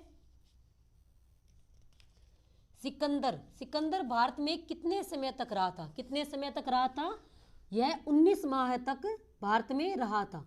सिकंदर ने भारत कब छोड़ा था, 325 ईसा पूर्व में इसने क्या है, भारत को छोड़ा था। सिकंदर की मृत्यु कहाँ हुई थी, तो सिकंदर की मृत्यु सूसा नगर ईरान में हुई थी। सिकंदर की मृत्यु कहाँ हुई थी, सूसा नगर ईरान में। वापसी के समय सिकंदर की सेना के दूसरे भाग का नेतृत्व किसने किया था, तो किसने, अलेक्जेंडर ने। किसने किया था नेतृत्व, नियारकस ने किया था। किसने किया था, नियारकस ने। और सिकंदर का अन्य नाम, सिकंदर का नाम क्या है, अलेक्जेंडर। सिकंदर तो ये था कि भी मैं पूरी दुनिया के पे क्या है, विजय प्राप्त करूं, तब ये इसको सिकंदर की इसने उपाधि ली थी। इसका मूल नाम क्या था, अलेक्जेंडर। सिकंदर के किस सेनानायक के नेतृत्व में एंड्रियाकोस तृतीय ने भारत के विरुद्ध अभियान किया, किसने, सेल्यूकस निकेटर ने। सेल्यूकस निकेटर ने चंद्रगुप्त मौर्य के समय आक्रमण किया था। एंड्रियाकोस तृतीय कहाँ का शासक था, किसका शासक था, बैक्टीरिया का। कहाँ का, बैक्टीरिया का। नेक्स्ट है यूनानी राजाओं में सबसे महान शासक कौन था, महान शासक किसको माना जाता है, मेनाडर, जिसे हम मिलिंद भी कहते हैं। इसका एक वार्तालाप भी मिलता है एक बौद्ध भिक्षु के साथ। नेक्स्ट है कि मेनाडर का जन्म स्थान कहाँ हुआ था, कलसी गांव में। मेनाडर की राजधानी कौन सा नगर थी, कौन सा थी, साकल, जो वर्तमान पाकिस्तान का जो सियालकोट है वो इसकी राजधानी थी। अब ये मिलिंदपने में मेनाडर के साथ किस बौद्ध भिक्षु का वार्तालाप है, किसका, नागसेन का। नेक्स्ट है मिनेडर किस धर्म का अनुयायी था, बौद्ध धर्म का, तभी तो इस बौद्ध भिक्षु के साथ इसका वार्तालाप दिखाया गया है, किसके, नागसेन के। नेक्स्ट है कि भारतीय यूनानियों ने किस कला से भारतीयों से परिचित कराया, यानी भारतीय यूनानियों ने किससे हेलेनिस्टिक जो कला थी इससे परिचित करवाया। और बाद में इस कला को क्या नाम दिया गया था, जो गांधार कला, जो भारतीय और यूनानी कला का जो मिश्रण था वो क्या थी, गांधार कला। और इसको क्या कहा जाता है, हेलेनिस्टिक कला। शकों के भारत प्रवेश में किस चीनी जाति का योगदान था, किसका, यूची का। नेक्स्ट है, यूनानियों के बाद भारत आने वाले दूसरी विदेशी जाति कौन थी। यूनानियों के बाद भारत में कौन आया था, शक आए थे। यूनानियों के बाद कौन आया था, शक। शकों का निवास स्थान कौन सा प्रदेश था, कौन सा था, सिथिया। सिथिया के मूल निवासी क्या कहलाए, सिथियन। शक भारत में कहाँ से आए थे, मध्य एशिया। शक कहाँ की जाति थी, मध्य एशिया की ये बर्बर जातियाँ थी। शकों की कितनी शाखाओं ने भारत पर अपना राज्य स्थापित किया, कितने, 5। कौन कौन सी, एक तो अफगानिस्तान के शक थे, पंजाब, मथुरा, पश्चिमी भारत और दक्कन के ये तो शक थे। इन्होंने भारत में अपना राज्य, 5 शाखाओं ने भारत में अपना राज्य स्थापित किया था। पश्चिमी भारत में शासन करने वाले शकों की शाखा की राजधानी क्या थी, पश्चिमी कौन सी थी, उज्जैन। शकों की दक्कन शाखा की राजधानी कौन सा नगर था, कौन सा था, नासिक। शकों की अफगानिस्तान शाखा की राजधानी कौन सा नगर था, तो शकों की राजधानी कौन सा था, कपिसा नगर। नेक्स्ट है कि शकों की पंजाब शाखा की जो राजधानी क्या थी, पंजाब शाखा की राजधानी थी तक्षशिला। नेक्स्ट है, भारतीय इतिहास में किस शासन के द्वारा शकों पर निर्णायक विजय का उल्लेख मिलता है, किससे, उज्जैन शासक विक्रमादित्य। नेक्स्ट है, शकों पर निर्णायक विजय के स्मृति में विक्रमी संवत कब से प्रारंभ हुआ, 57 ईसा पूर्व। किस गुप्त सम्राट ने विक्रमादित्य के नाम से उपाधि को धारण किया, किसने, चंद्रगुप्त द्वितीय ने। नासिक के शकों में सबसे अधिक प्रसिद्ध कौन है नासिक में, नहपान। नहपान क्या था, शक शासक। किस शक शासक ने 7 वाहनों को हराया था, 7 वाहन जो शासक थे उनको नहपान ने हराया था। शकों की भारत में 5 शाखाओं में सबसे अधिक महत्वपूर्ण शाखा कौन सी है, नासिक व उज्जैन की शाखा सबसे महत्वपूर्ण है। नेक्स्ट है कि प्रयाग प्रशस्ति के लेखक कौन थे, प्रयाग प्रशस्ति का लेखक कौन था, हरिशेन। विजयनगर साम्राज्य के अवशेष वर्तमान में कहां से मिले, विजयनगर साम्राज्य के हम्पी कर्नाटक से, और लगभग ये प्राय क्या है, नष्ट हो चुके हैं। किस भारतीय गणितज्ञ ने दशमलव प्रणाली का सर्वप्रथम विवेचन किया था, यानी दशमलव प्रणाली किसने दी थी, आर्यभट्ट ने। नेक्स्ट है, चोल प्रशासन की प्रमुख विशेषता क्या थी, इसमें स्थानीय स्वायत्त शासन, जो अपने पंचायती राज है वहां उस समय चोलों में सबसे पहले ये प्रशासन था। किस चोल शासक ने गंगेकोंड चोल की उपाधि धारण की थी, ये प्रश्न इंपॉर्टेंट है, किसने, राजेंद्र प्रथम ने। कौन था राजेंद्र प्रथम, चोल शासक जिसने गंगेकोंड की उपाधि धारण की, क्योंकि इसने श्रीलंका के शासन को भी शासक को हराया था। किस विदेशी शासकों को हिंदियन के नाम से जाना जाता है, किसको, यूनानी जो शासक हैं उनको हिंदीवेन के नाम से जाना जाता है। भारत में आने वाले यूनानी विदेशी आक्रमणकारियों का क्रम, यानी जो विदेशी आक्रमणकारी थे सबसे पहले कौन आए थे, शक, कुषाण और सबसे लास्ट में हूण आक्रमणकारी। बाद में क्या है, भारतीय संस्कृति में रच बस गए थे। तभी तो कहते हैं कि जो आर्य थे वो कि जो राजपूत है, कईयों ने शक और कुषाणों की उनको माना है, इसीलिए तो माना है कि ये क्या है, जो भारतीय संस्कृति में ये रम गए थे। विदेशी आक्रमणकारियों ने भारत के किस भाग से प्रवेश करते थे, भारत का जो ये उत्तर पश्चिम का एरिया है, यहाँ से जो दर्रे थे वहां से ये आक्रमण करते थे। नेक्स्ट है कि मालविका अग्निमित्र किसकी रचनाएं है, यह कालिदास का नाटक है। नेक्स्ट है, हर्षचरित किसकी रचना है, हर्षचरित की रचयिता कौन है, बाणभट्ट। बुद्धचरित, सौंदरानंद महाकाव्य, सूर्यालंकार, सारीपुत्र, ये किसकी रचनाएं हैं, कवि अश्वय घोष की। महान कवि अश्वय घोष किसका दरबारी कवि था, किसका, कनिष्क का, और इसने बुद्धचरित, सौंदरानंद की इनकी रचनाएं की थी। शून्यवाद, सापेक्षवाद वह माध्यमिक सूत्र का प्रवर्तन किसने किया था, तो किसने किया था, नागार्जुन ने इसका प्रवर्तन किया था। नेक्स्ट है, नियार्कस, ओनेस्ट्रिक और एरिस्टोबुलम जैसे लेखक किसके साथ भारत आए थे, किसके, सिकंदर के साथ। सिकंदर कहाँ का शासक था, सिकंदर कहाँ का था, मकदूनिया का शासक था, और इसका मूल नाम क्या था, अलेक्जेंडर। सिकंदर के आक्रमण से पहले काबुल के उत्तर में कौन सा भारतीय राज्य था? कौन सा भारतीय राज्य स्थित था? गांधार राज्य स्थित था। झेलम और चिनाव के बीच किस भारतीय राज्य स्थित था? पौरव नाम का जो राज्य था उसका राजा कौन था? पोरस था। रावलपिंडी व पेशावर के हिस्से में कौन सा भारतीय राज्य था? रावलपिंडी और पेशावर में तक्षशिला, और वहां का जो तक्षशिला विश्वविद्यालय प्रसिद्ध था। कश्मीर के पश्चिम में रावी व व्यास नदी के बीच में कौन सा का भाग क्या कहलाता था? कठ कहलाता था। रावी व चिनाव के संगम पर कौन सा राज्य स्थित था? कौन सा? मालव। सिकंदर के आक्रमण से पहले उत्तर पश्चिमी भारत कितने राज्यों में विभक्त था? 25, यानी सारा पूरा देश टुकड़ों में विभाजित था। तभी तो उसको क्या है, भारत में आक्रमण करने में सफलता प्राप्त हुई थी। सिकंदर किस युद्ध से में ईरानी शासक को परास्त करने के बाद भारत की ओर बढ़ा था? किस युद्ध में? अराबेला का युद्ध हुआ था किसके साथ? ईरानी शासक। उसके बाद ये भारत की तरफ आया था। सिकंदर का आगमन कब हुआ था? 327 ईस्वी पूर्व में। नेक्स्ट है कि तक्षशिला के किस शासक ने सिकंदर को भारत पर आक्रमण के लिए निमंत्रण भेजा था? किसने? आम्बी ने। तो आम्बी नाम का शासक है।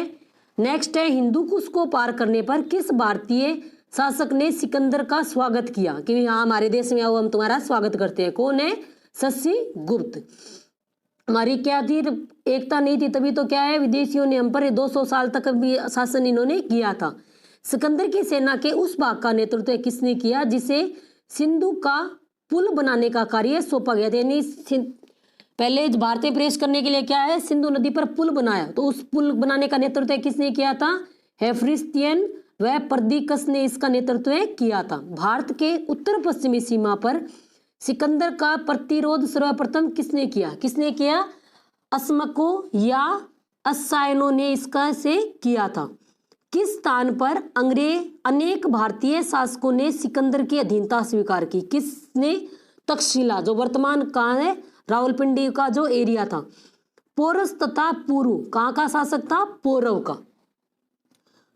नेक्स्ट है कि पौरव व सिकंदर के मध्य युद्ध किस स्थान पर हुआ था? किस स्थान पर हुआ था? झेलम के किनारे यह युद्ध हुआ था। बाद में सिकंदर के जो सैनिक थे उन्होंने सेना ने क्या कहा कि हम आगे नहीं जाएंगे, तो किस नदी के आगे से हम आगे नहीं बढ़ेंगे? व्यास नदी से। व्यास से आगे बढ़ने पर किस शासक की शक्ति के सिकंदर की सेना भयभीत थी? घनानंद। घनानंद कौन था? जो नंद शासक था, उसके से ये भयभीत थे, तो इसकी सेना ने क्या कहा कि हम व्यास नदी से आगे हम नहीं जाएंगे। अब नेक्स्ट है जो दक्षिणी भारत के वंश थे। तुलु वंश का महानतम शासक कौन था? अब तुलु वंश का महानतम शासक कौन था?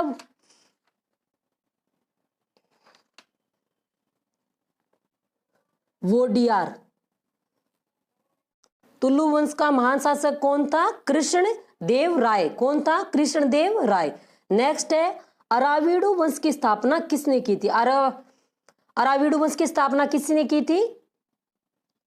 तिरुमाल ने इसकी स्थापना की थी। नेक्स्ट है कि मैसूर राज्य की स्थापना किसने की थी? मैसूर की थी वोडियार ने। कब की थी? 1612 ईस्वी में। नेक्स्ट है किसके दरबार में तेलुगु साहित्य के 8 सर्वश्रेष्ठ कवि रहते थे? किसके दरबार में? कृष्णदेव राय के। नेक्स्ट है तेलुगु कविता के पितामह के नाम से किसे जाना जाता है? किसे जाना जाता है? स्वरोचित संभव को तेलुगु कविताओं के पितामह के नाम से जाना देता है। तेनालीराम। तेनालीराम किसके दरबार का प्रसिद्ध कवि था? कृष्णदेव राय। तेनालीराम की जैसे कविताएं भी आती है, कवि उसकी क्या है जो बुक भी आती है तेनालीराम के किस्से, तो ये किसके दरबार में था? कृष्णदेव राय के दरबार में यह दरबारी कवि था। नेक्स्ट है दक्षिण भारत के प्रमुख राजवंश व उनके संस्थापक। चोल। चोल की राजधानी क्या है? तंजौर, और इसका संस्थापक कौन था? विजयालय। नेक्स्ट है पल्लव। पल्लव कहाँ के थे? कांचीपुर। पल्लव कांची, ऐसे वो याद करना है। चोल तंजौर, और इसका शासक कौन था? सिंह विष्णु। अब राष्ट्रकूट। राष्ट्रकूट की राजधानी मान्यकेत, और संस्थापक कौन था? दंती दुर्ग। गंग की राजधानी कुवलाल व तलकांड, और इसका जो संस्थापक कौन था? ब्रजहस्त। नेक्स्ट है पाल, मुंगेर, गोपाल। अब सैन वंश की राजधानी कौन सी है? लखनौती, और इसका संस्थापक कौन है? सामंत सेन। अब पांड्य की राजधानी मदुरै, इसका संस्थापक कौन है? नेडियोन। नेक्स्ट है गुज्जर प्रतिहार, कन्नौज इसकी राजधानी थी और नागभट्ट प्रथम इसका क्या था, संस्थापक। चालुक्य, चालुक्यों की राजधानी मान्यकेत या कल्याणी, चालुक्य कहाँ के थे, कल्याणी के, और इसका संस्थापक तेलप द्वितीय। चालुक्य कहाँ है, बादामी या वातापी की, इसके संस्थापक जयसिंह प्रथम। नेक्स्ट है चालुक्य वेंगी, वेंगी तो इसका संस्थापक विष्णुवर्धन। गहडवाल वंश वाराणसी, चंद्रसेन इसका कौन है, संस्थापक। अब सोलंकी वंश इसकी राजधानी अनिलवाड़ा मूल, और इसका संस्थापक कौन है, मूलराज। परमार वंश की राजधानी धारानगरी, संस्थापक उपेंद्र। चौहान वंश, चौहान वंश कहाँ था, अजमेर या अहिक्षत्र, और इसके संस्थापक कौन थे, वासुदेव। चंदेल वंश, चंदेल वंश का कौन, खजुराहो, महोबा और नन्नुक। होयसल, होयसल द्वार समुंदर, विष्णुवर्धन। और नेक्स्ट है काकतीन, और इसकी राजधानी अम्मकोंड, और इसकी जो संस्थापक कौन था, बिट्टा प्रथम। अब नेक्स्ट है कि पांडुरंग महात्म्य में किसकी प्रसिद्ध रचना है, किसकी है, तेनालीराम की। और तेनालीराम किसके दरबार में रहता था, कृष्णदेव राय जो दक्षिणी भारत के थे उनके दरबार में यह रहता था। कृष्णदेव राय के किस कवि की तुलना बिरबल से की जाती है, बिरबल किसके दरबार में था, अकबर के, तो इसकी तेनालीराम की तुलना किससे की जाती है, बिरबल से। दक्षिण के प्रसिद्ध हजारा मंदिर का निर्माण किस शासक के काल में हुआ था, किसके, देवराय द्वितीय के। विठल स्वामी के मंदिर का निर्माण किस शासक ने करवाया था, किसने, कृष्णदेव राय ने इसका निर्माण करवाया था। नेक्स्ट है संगीत सार किसकी रचना है, संगीत सार किसकी रचना है, सायण की। संगीत सर्वोदय किसकी रचना है, किसकी, लक्ष्मी नारायण की। नेक्स्ट है सुदर्शन झील का पुनर्निर्माण किसने करवाया था, स्कंदगुप्त ने, किसने करवाया, स्कंदगुप्त ने इसका पुनर्निर्माण करवाया था। नेक्स्ट है कि चीन पर कनिष्क की विजय का वर्णन किसने किया था, हवेनसांग। हवेनसांग क्या था, चीनी यात्री था और किसके समय आया था, कनिष्क के समय। कनिष्क ने अपनी राजधानी किस नगर को बनाया था, पुरुषपुर वर्तमान जो पेशावर पाकिस्तान को। नेक्स्ट है कनिष्क की मुद्राएं व मथुरा शैली की मूर्तियां कहां से प्राप्त हुई है, कहां से हुई है, मध्य प्रदेश से। कनिष्क का शासन किस प्रणाली पर आधारित था, किस पर, क्षत्रप प्रणाली पर। किससे प्रभावित होकर कनिष्क ने बौद्ध धर्म की दीक्षा ली, किससे, अश्वघोष से। कनिष्क के काल में चौथी बौद्ध संगोष्ठी का आयोजन कहां पर किया गया था, कहां किया गया था, कुंडलवन में। चौथी बौद्ध संगति की अध्यक्षता किसने की थी, वसुमित्र ने। अभी तक 4 हुई है, पहले की अजातशत्रु, फिर कालाशोक, फिर अशोक और बाद में कनिष्क। चौथी बौद्ध संगति का उपाध्यक्ष किसको बनाया था, अश्वघोष को बनाया था। चौथी बौद्ध संगोष्ठी के दौरान त्रिपिटकों पर लिखी गई टीका का संकलन किस ग्रंथ में किया गया था, किस ग्रंथ में किया गया था, महावीर भास ग्रंथ में इनका किया था। त्रिपिटक, विनय पिटक, सूत पिटक और अधिदम पिटक, इन तीनों को मिलाकर इनका संकलन कहाँ किया, महावीवास में किया था। बौद्ध धर्म का विश्वकोश किसे कहा जाता है, किसको, महावीवास को। किस बौद्ध संगति के बाद बौद्ध धर्म हीनयान और महायान शाखा में विभाजित हो गया, पहले तो प्रथम में सतवीर और वो उसमें हुआ था, बाद में चौथी में किसमें हो गया, हीनयान और महायान शाखा में। चौथी बौद्ध संगति के बाद बौद्ध धर्म की किस नवीन शाखा का जन्म हुआ, हीनयान और महायान, 2 शाखा हुई थी तो किसका जन्म हुआ था, महायान। कनिष्क ने बौद्ध धर्म की किस शाखा को मान्यता दी थी, किसको, महायान शाखा को। हीनयान में किस भाषा का प्रयोग होता था, किस भाषा का, प्राकृत का। और महायान के थे वो किस भाषा का प्रयोग करते थे, संस्कृत भाषा का प्रयोग करते थे। अब नेक्स्ट है तक्षशिला का कौन सा नगर कनिष्क ने स्थापित किया था, तक्षशिला में कौन सा नगर कनिष्क ने स्थापित किया था, सिरमुख नाम से एक नगर की स्थापना की थी। नेक्स्ट है कनिष्क के सिर रहित मूर्ति कहां से मिली है, इसी में नगर से मिली है, कहां से, सिरमुख नगर से। नेक्स्ट है कि कनिष्क के काल में कौन सी शैलियों का विकास हुआ, कौन कौन सी शैलियों का, मथुरा, अमरावती व जो गांधार शैली, इनमें क्या है, मूर्तियां बनी। कनिष्क की स्वयं की भी मूर्ति मथुरा शैली में बनी हुई है। गांधार कला का अन्य किस नाम से जाना जाता है, गांधार कला को ग्रीको बुद्धिस्ट व इको ग्रीक कला के नाम से जाना जाता है। गांधार कला के विकास के लिए कौन सा युग प्रसिद्ध है। तो कौन सा, जो कुषाण युग है वो इसके लिए प्रसिद्ध है। कुषाणों के समय गांधार कला का सर्वाधिक विकास हुआ था। किस भारतीय विद्वान को भारतीय आइंस्टीन कहा जाता है? किसको कहा जाता है? नागार्जुन को। किसको? नागार्जुन को। बुद्ध चरित महाकाव्य की रचना किसने की थी? बुद्ध चरित की किसने की थी? अश्वय घोष ने। कनिष्क का राजवैद्य कौन था? कनिष्क का जो राजवैद्य था वो चरक था। कौन था? चरक। मध्यमिका सूत्र किसकी रचना है? मध्यमिका सूत्र किसकी है? नागार्जुन की। मध्यमिका सूत्र किसकी रचना है? नागार्जुन की। नेक्स्ट है वसुमित्र, पार्श्व, संरक्षक किसके समय के प्रसिद्ध विद्वान थे? ये सब कनिष्क के समय के थे। कनिष्क के राज्य में कला का प्रधान केंद्र कौन सा नगर था? कौन सा था? मथुरा। अश्वय घोष, भास व शूद्रक किस भाषा के महान साहित्यकार है? संस्कृत के। अश्वय घोष का तक क्या था? सौंदरानंद भी इसने लिखा था। कनिष्क के दरबार में कौन से दो महान चिकित्सक थे? कौन कौन से? चरक और सुश्रुत।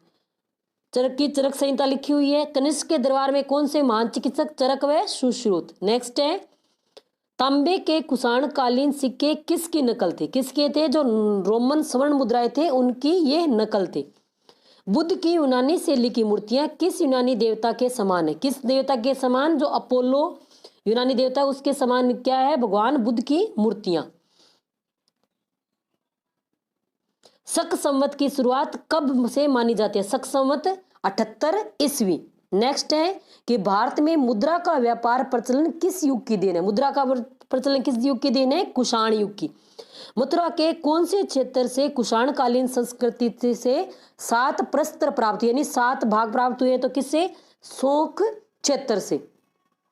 किस शासकों ने देवपुत्र की उपाधि धारण की थी? किसने? कुषाण शासकों ने। नेक्स्ट है किस कुषाण शासक के दरबार में यूनानी अभियंता आगिसिल्स था? किसके दरबार में था? कनिष्क के दरबार में। नेक्स्ट है हुणों की तुलना मध्य एशिया की किस बर्बर जाति से की जाती है? हुणों की तुलना जो मंगोल बर्बर जाति थी उनसे की जाती है।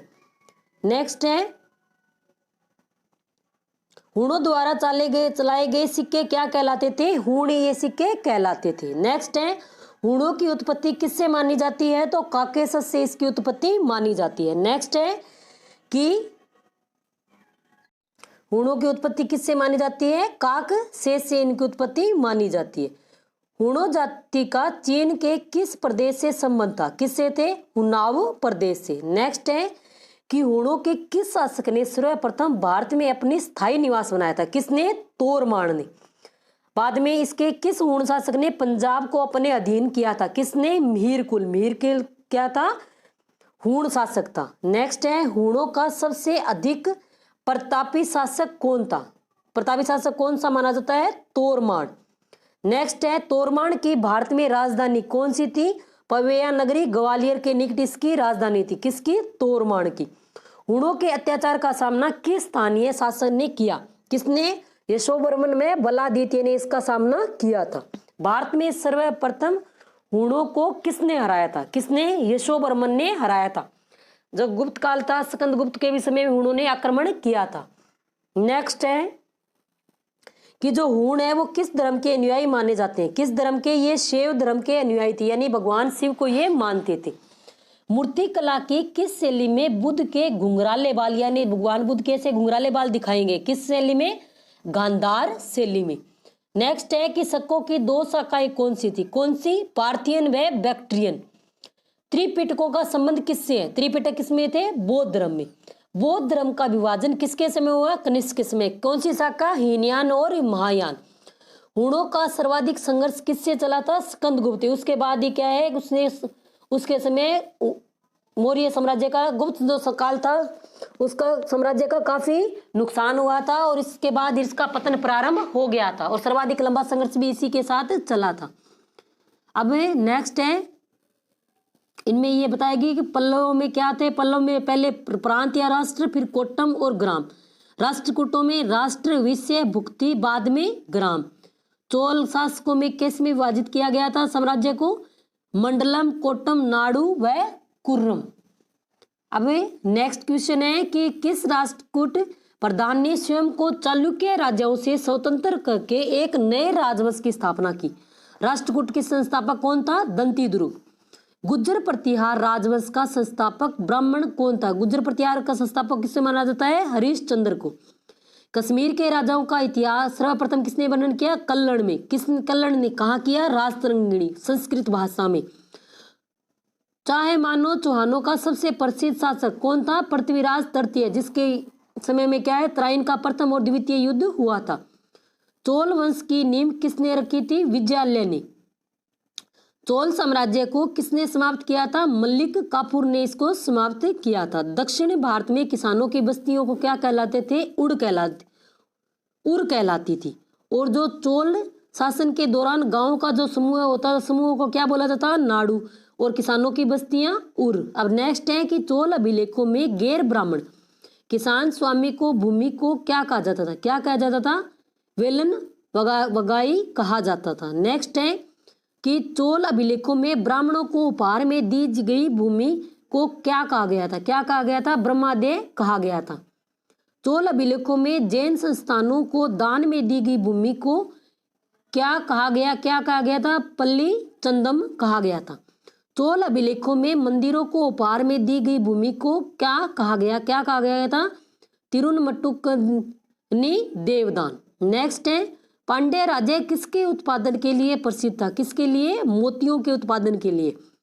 काठियावाड़ में मौर्यों द्वारा निर्मित सुदर्शन झील का जीर्णोद्धार किस शासक ने कराया था? किसने? रुद्रदामन प्रथम ने। यह हूण शासक था, हूण या कुषाण? इसका आंसर आप कमेंट बॉक्स में जरूर बताएं। विदिशा के पास उदयनगरी उदयगिरी जो बुद्ध गुफाओं का निर्माण किस शासन काल में हुआ था? तो गुप्त काल में इसका निर्माण हुआ था। अब नेक्स्ट है मंदिर स्थापत्य कला। फर्स्ट ग्रेड में भी ये टॉपिक है और सभी में ये क्वेश्चन आता है कि कौन सा मंदिर कहाँ है। एरण का विष्णु मंदिर ये कहाँ है? सागर मध्य प्रदेश में। भूमरा का शिव मंदिर सतना मध्य प्रदेश। सिरपुर का लक्ष्मण मंदिर रायपुर छत्तीसगढ़ में। तिंगवा का विष्णु मंदिर कहाँ है? जबलपुर मध्य प्रदेश। नंचड़ा कुठार का पार्वती मंदिर पन्ना मध्य प्रदेश।